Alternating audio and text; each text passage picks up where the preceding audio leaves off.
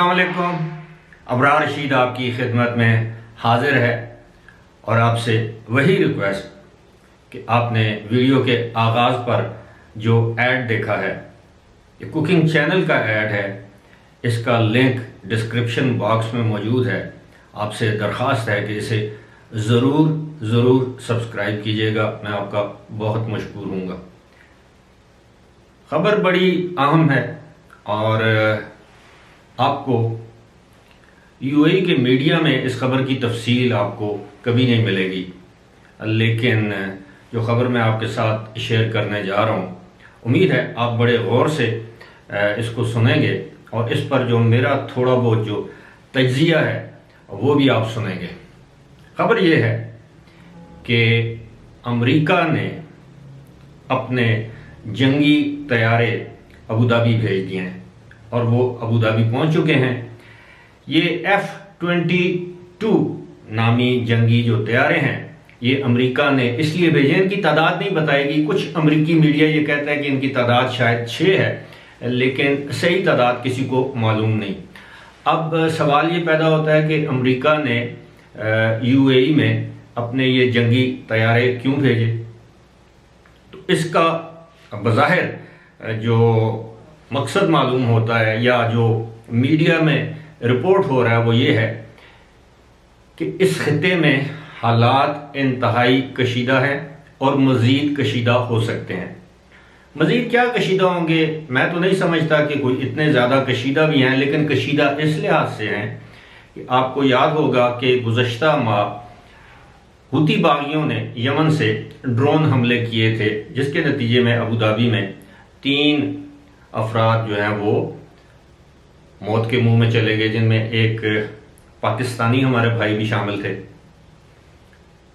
उसके बाद 2 मजीद हमले किए गए, लेकिन उन हमलों को बकौल यूएई की आर्म्ड फोर्सेस के उनके फ़ज़ाई सिस्टम ने या उनके जो फ़ज़ाई निज़ाम है, फ़ज़ाई दिफाई निज़ाम जिसको एयर डिफेंस सिस्टम कहते हैं, उन्होंने नाकाम बना दिया।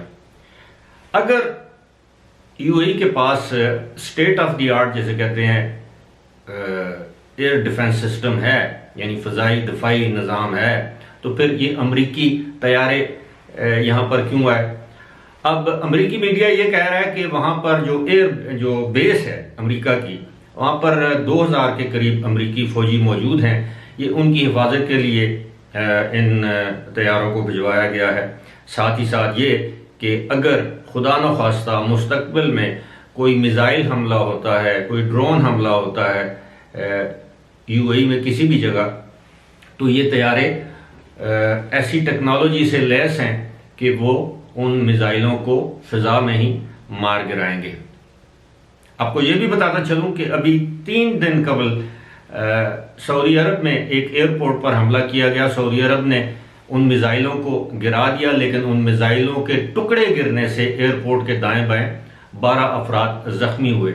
आपको ये भी मालूम है कि जो यूएई का जो मीडिया है या ओवरऑल जो मिडल ईस्ट का जो मीडिया है वो इतना आज़ाद नहीं है। वो वही खबर देते हैं जो खबर उनको सरकार की तरफ से या उनकी अफवाज की जानब से दी जाए। साथ ही साथ अगर आपको याद हो तो ये भी कहा गया था कि जब ये ड्रोन हमले हुए थे अबू धाबी पर, कि इस हवाले से किसी भी खबर पर आप यकीन न करें सिवाय ऐसी खबर जो कि वहाँ का सरकारी मीडिया आपको दे। अब सवाल ये पैदा होता है कि ये कशीदगी इतनी ज़्यादा क्यों है। कशीदगी इसलिए है कि ईरान को ख़तरा है जब से यूएई ने, बहरीन ने और दीगर ममालिक ने इसराइल को तस्लीम किया है और इसराइल की फोर्सेस, इसराइल के लोगों की बहुत ज़्यादा प्रेजेंस है यूएई में और बहरीन में। तो अब ईरान ये समझ रहा है कि ये ईरान को कंटेन करने के लिए, यानी ईरान का रास्ता रोकने के लिए या ईरान को आंखें दिखाने के लिए इसराइलियों के साथ ना सिर्फ मुआहदा किया गया, उनको तस्लीम किया गया, बल्कि अब इसराइली यूएई में दंदनाते फिर रहे हैं और इससे ईरान की सालमियत को ख़तरा है। और ईरान के खदशात किसी हद तक बजा भी हैं, क्योंकि इसराइल एक से ज़ायद मरतबा ईरान को यह धमकी दे चुका है कि इसराइल किसी भी वक्त ईरान के एटमी प्रोग्राम को तबाह कर सकता है। अब मामला यह है कि अगर इसराइल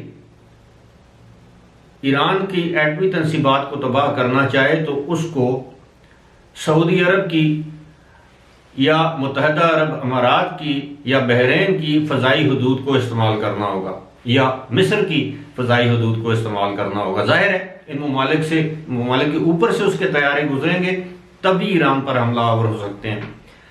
तो इस हवाले से अगर आपके इल्म में नहीं है तो मैं आपको बता देता हूं कि गुज़श्ता साल ही ईरान ने ये धमकी दी थी कि अगर इसराइल ने सऊदी अरब या किसी अरब ममालिक की फ़ज़ाई हदूद को इस्तेमाल करते हुए ईरान पर कोई हमला किया, यानी फ़ज़ाई हमला किया, मिसाल के तौर पर अगर जहाज़ नहीं भी आते तो उसके मिसाइल्स भी अगर आते हैं इसराइल से तो वो इनकी फ़ज़ाई हदूद इस्तेमाल करेंगे। तो ईरान ने खबरदार किया था, तंबीह की थी और धमकी दी थी कि अगर ईरान पर इस तरह का कोई हमला किया गया तो वो बराह रास्त यूएई और दुबई की जो पोर्ट्स हैं उनको निशाना बनाएगा। और आपके इल्म में है कि ईरान से यूएई बिल्कुल करीब है, ख़ास तौर पर जो फुजेरा और खोरफकान और ये दुबई के जो इलाके हैं ये तो बिल्कुल उसकी दस्तरस में। लिहाजा अब इस ऐसी सूरत हाल में क्योंकि यूएई वाले ये समझते हैं कि जो हूती जो बागियां और बजा समझते हैं, क्योंकि हूती बागियों को ईरान की हिमायत हासिल है और वो ये समझते हैं कि ईरान उनके ज़रिए ख़िते में कशीदगी फैलाने में मसरूफ़ है, जबकि ईरान का ये दावा है कि वो ख़िते में कशीदगी नहीं फैला रहा बल्कि ख़िते में कशीदगी का ज़िम्मेदार इसराइल है जो आहिस्ता आहिस्ता इस इलाके में अपने पंजे गाड़ रहा है और ये ईरान की सालमियत के लिए ख़तरा है। अब मामला जो भी है, लेकिन एक बात तय है कि अगर खुदा न खास्ता कोई छोटी मोटी भी वहाँ पे जिसे कहते हैं ना झड़प हो गई तो आप यकीन कीजिए कि तेल की जो प्राइसेस हैं, जो तेल की जो कीमतें हैं वो आसमान को छूने लगेंगी और उससे हमारे जैसे गरीब ममालिक का नुकसान होगा। पहले ही आलमी मंडियों में तेल की कीमतों में इंतहाई इजाफा देखने में आ रहा है। उसकी वजह यूक्रेन की सूरत हाल है। आपके इल्म में होगा कि खदशे का इजहार किया जा रहा है मगरबी ममालिक की जानब से कि रूस यूक्रेन पर हमला कर सकता है और अगर ऐसी सूरत हाल हुई तो जाहिर बात है तेल की कीमतें मज़ीद आसमान की बुलंदियों को छुएंगी और पाकिस्तानी और हम जैसे जो लोग हैं उनकी क्या हालत होगी। बहरहाल सूरत हाल ये है कि जी अब अमरीकियों ने भी वहाँ पर अपने तैयारे भेज दिए हैं और ईरान इसको बराह रास्त अपने लिए ख़तरा समझता है। अब देखते हैं मामलात किस तरफ जाते हैं। अल्लाह करे कोई ऐसा मिसहैप ना हो, कोई ऐसा हादसा ना हो जिसके बायस इस खित्ते में कशीदगी अदम इस्तेहकाम हो, क्योंकि इस खित्ते की मुआशी खुशहाली से हमारे लोगों की मईशत या मुआशी खुशहाली जुड़ी हुई है। इस खित्ते में अगर खुदा न खास्ता मुआशी बदहाली आती है तो जाहिर है इस खित्ते में जो ख़ास तौर पर तकरीबन आप ये समझ लीजिए कि 50 लाख के करीब तो सिर्फ भारतीय और पाकिस्तानी यूएई में मुकीम हैं, तो उनका क्या बनेगा। और ख़ास तौर पर वो लोग जो बेचारे अपने घर बार छोड़कर मेहनत मजदूरी के लिए वहाँ पर गए हुए हैं, यकीनी तौर पर उनके लिए लम्हा फ़िक्रिया होना चाहिए, क्योंकि वैसे अमेरिका किसी इलाके में अपने जहाज़ नहीं भेजता। फ़िलहाल इसी के साथ मुझे दीजिए इजाज़त। खुदा हाफिज़।